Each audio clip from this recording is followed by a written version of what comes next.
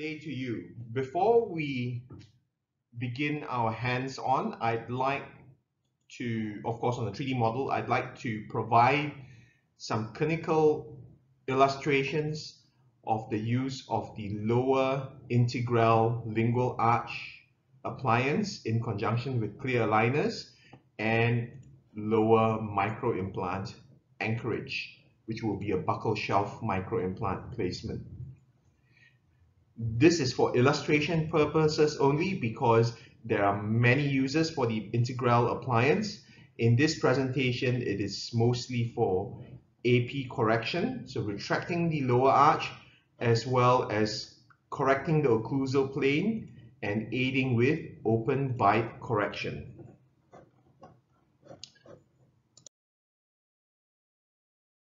So in that previous open bite case, we have now placed the integral appliance.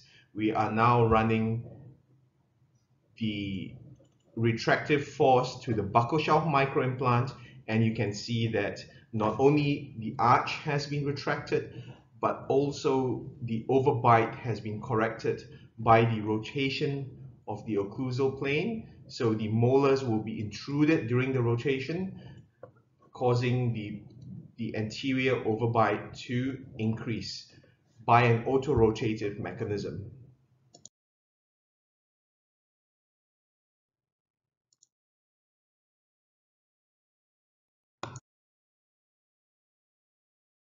So as you can see in this comparison, you can see both the correction of the overbite as well as slight anterior-posterior retraction. This is also widely used in class 3 cases where the entire lower arch has to be retracted. So here is a class 3 case. You can see that the molar relationship and the canine relationship is in class 3.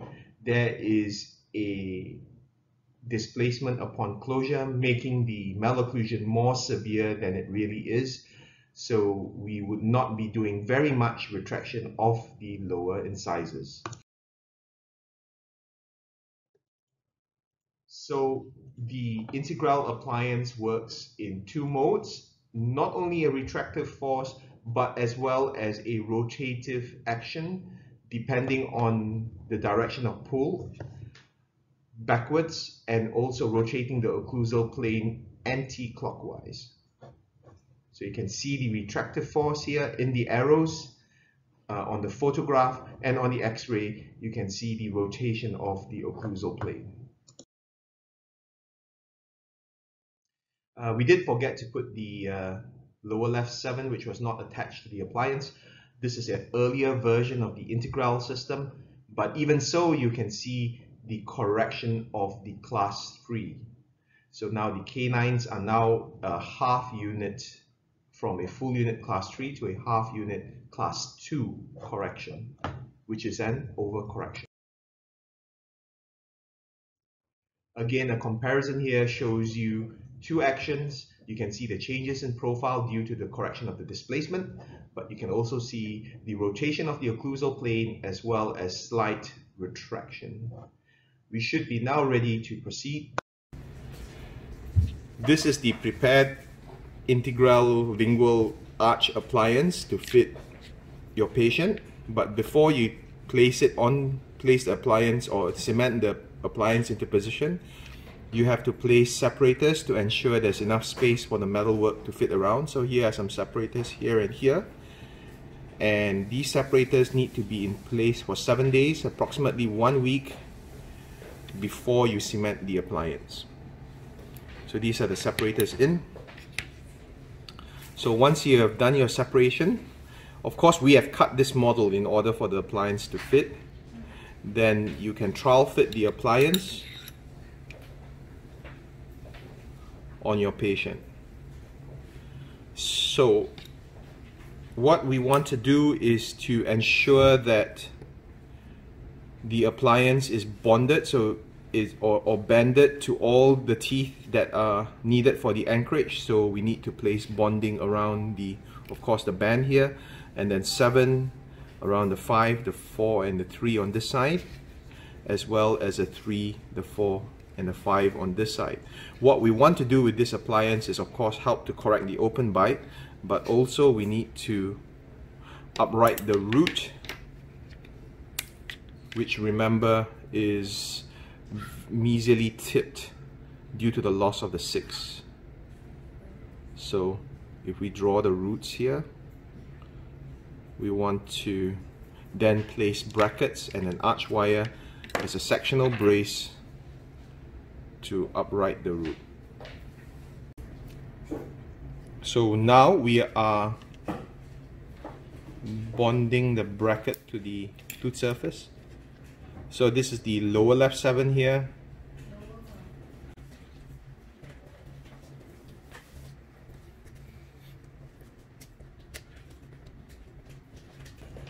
Bearing in mind the position of the root, I'm going to cure that.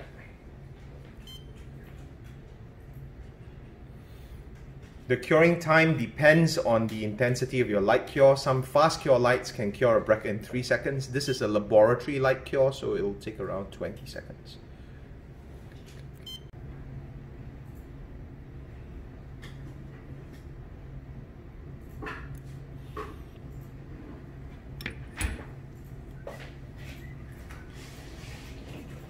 Perform the same procedure on the lower left 7.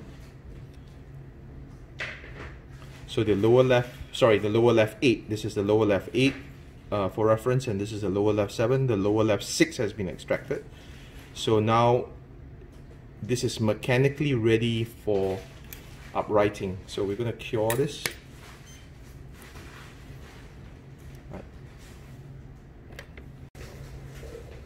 This now is the lower integrale appliance with the lingual arch. I'm going to pass this to my assistant to load. We are going to use a band cement called Ultra Band Lock. You can use whichever cement that you find suitable for you, but we prefer a light cured resin modified, so it's glass ionomer with resin, and it has some fluoride content in order to be sort of protective to the tooth surface. So I'm going to pass this along to my assistant now to load. Ensure that the cement is distributed evenly around the band.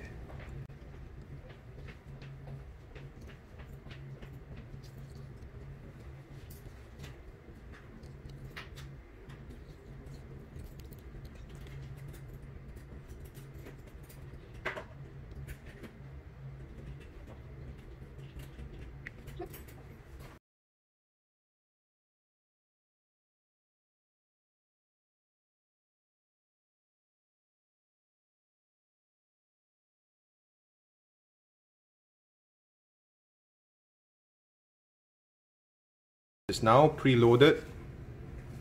I just have some paper towels here because this is a demonstration, so there's going to be quite a lot of excess cement. In the mouth, you will be cementing this first. So just with the band pusher. So then you just push.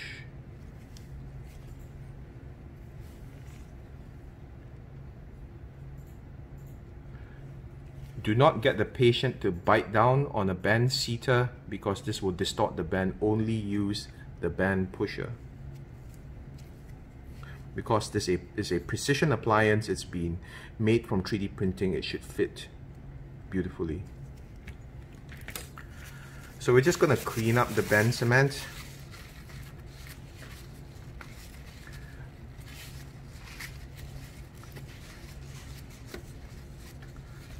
Just before curing it. It's very important to note to ensure that the appliance is properly seated.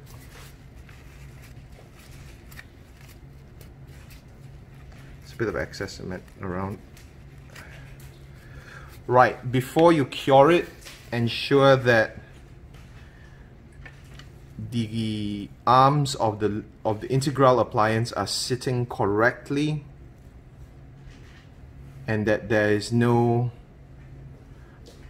misfit between the canine, the premolar. See, the arm here is supposed to contact these teeth, because these are anchorage components and they have to be bonded accurately to the tooth surface, so ensure that that's all in position before curing it.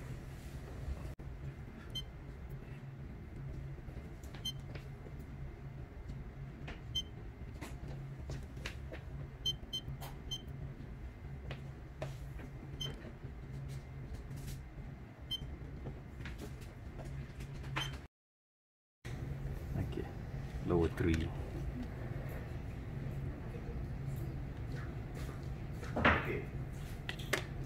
Okay, the other thing is,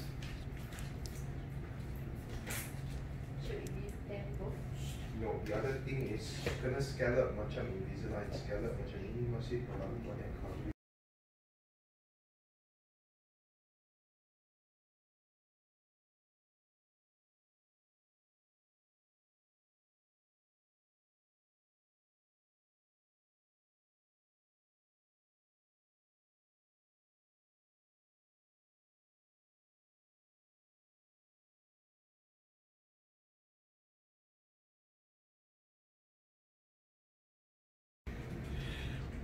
Right, so before placing the micro implant, you have the ceramic button on both sides. The brackets have been bonded for uprighting the second molar, second molar and third molar on the left side. So just before we place the micro implant, I'm going to demonstrate how these teeth are leveled. Of course, you need to start off with a very light round wire before you progress onto a rectangular wire in order to upright the lower left 6 and the lower left 7. So let's just measure this out.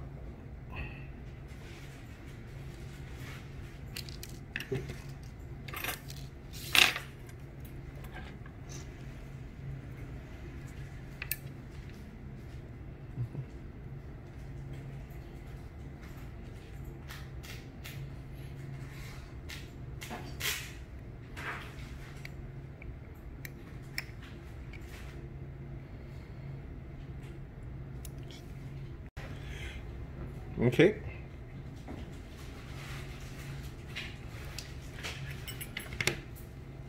So in order not to hurt the patient, you need to bend this back or anneal this back.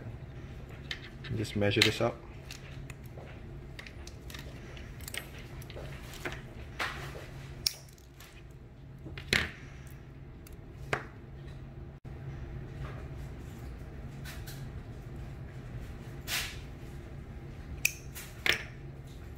Okay.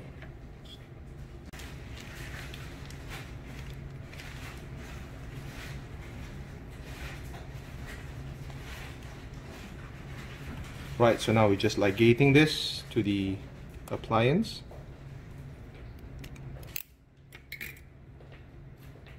Okay, stop. So remember, the whole point of the lingual arch is to increase the anchorage so that these teeth, which are in this position here, so that the teeth which are in this position here are going to be uprighted because we have this lingual arch as anchorage. So in order to make this work properly, we have to bond these surfaces to the teeth to increase the anchorage. So we are assuming the etching has been done. We're going to place a little bonding around the wires and around the tooth surface, on each, covering the metal work as well as the tooth surface.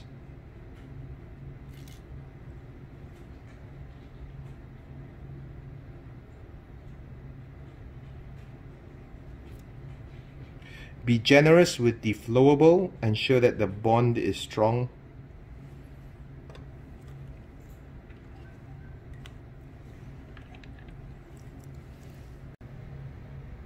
And repeat for the other side. Right, so we have inserted the arch wire we have annealed the arch wire mesial and distal. This is so that we can bend it back. So you take your tucker and you create a bend so that the wire does not slide around.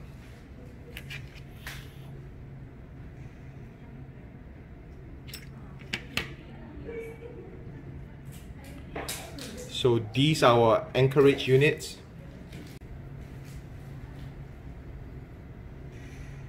As you can see, they have been bonded on securely to each tooth.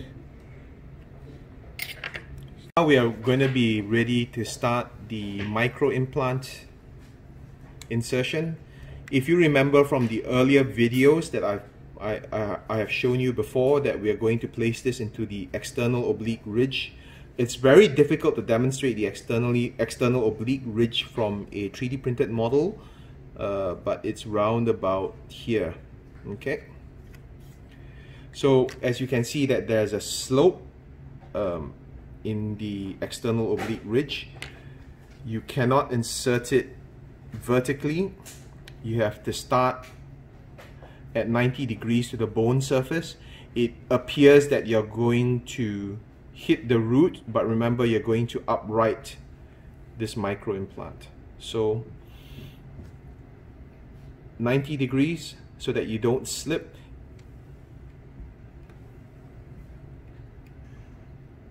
Again, inserting a microimplant into a 3D model is very different from doing it in the mouth. But once you're in halfway, so once you're in about 4 millimeters, then you upright the handle, and you do this progressively. Now we are going to start uprighting the microimplant. Again, it's very difficult to demonstrate, but you can see the change in angulation.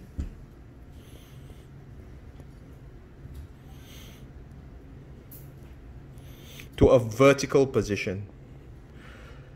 This ensures that the microimplant insertion is radicular and you do not contact the root of the second molar. It's not possible to insert a full 8mm microimplant into a plastic model, so now we have already inserted it. We are going to run a power chain from the microimplant to the K9 for retraction. So basically, once you're done, just place so the microimplant should be inserted deeper. Because this is a 3D model, like I said earlier, it's going to be a lot difficult for full insertion. So with this insertion, the entire arch will be retracted. So it will be retracted this way, anterior posteriorly, as well as the molars will be intruded, so it will aid open bite correction. This molar here will tip distally and it will be intruded, so you will have an open bite correction effect. There is a buccal shelf on both sides. You will need to insert a buccal shelf on both sides. The reason why I haven't done that is because I've drawn the diagram here and there isn't enough 3D plastic, but you have to repeat what you did on this side to this side in order to have symmetrical